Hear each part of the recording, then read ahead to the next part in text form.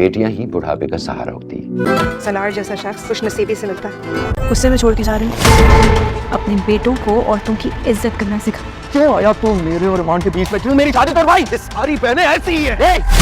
मुझे वो धोखे से ले गया था वहाँ पे। धोखे से मारने की कहता है, ईमान कोई किसी को धोखे से कैसे लेके जा सकता है? तो आप अपनी बेटी की तीसरी शादी करवाएं।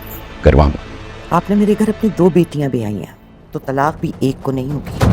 ज़ैन ईमान के पास जाके उसके हाथ पे हाथ रख के बड़े उसको तसल्लियाँ और दिलासे दे रही होती है जब वो इसको प्रपोज करता है कि हम दोबारा से शादी कर लेते हैं, हमें तो इतनी मोहब्बत थी, तुम्हारी शादी मेरे साथ होने वाली थी और सारा कुछ बिगड़ गया।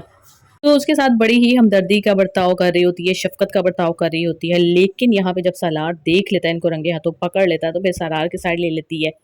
भाई तुम्हें उसके साथ मिलने के लिए जाने की क्या जरूरत थी? ठीक है तुम्हारे शोहर जो है सालार एक शरीफ इंसान है, अच्छा इंसान है, लेकिन उसकी जब्त को भी आजमाने की जरूरत नहीं होती। लेकिन आखिरकार अब सालार को गैरत आ गई है। उसने कहा कि कोई भी किसी को जबरदस्ती लेकर नहीं जा सकता, तुम्हें वहां नहीं जाना चाहिए था। इसको जितनी बात जैन ने फोन पे की थी इसको वो सालार को बतानी चाहिए थी, फिर दोनों मिलकर डिसीजन लेते कि हाँ अगर मिलना है तो अपने शोहर के साथ जाकर उससे मिल लेती। ऐसी कौन सी प्राइवेट बात करनी थी जिसको अकेले जाकर मिलना पड़ा।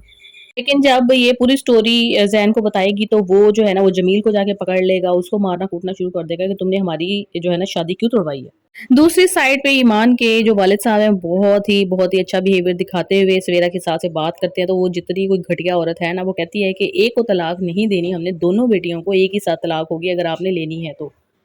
फिर वो ये भी ताना देती है कि सवेरा की पहले एक निकाह टूटा था, अब आप दोबारा उसकी तलाक कराना चाहते हैं तो आप जाहिर है उसकी तीसरी शादी ही करवाएंगे ना आप। तो वालिद साहब आलिम साहब जो होते हैं वो बड़े ही डिसेंट अंदाज में कहते हैं कि हाँ बिल्कुल मैं तैयार हूँ उसकी तीसरी शादी करवाने के लिए भी।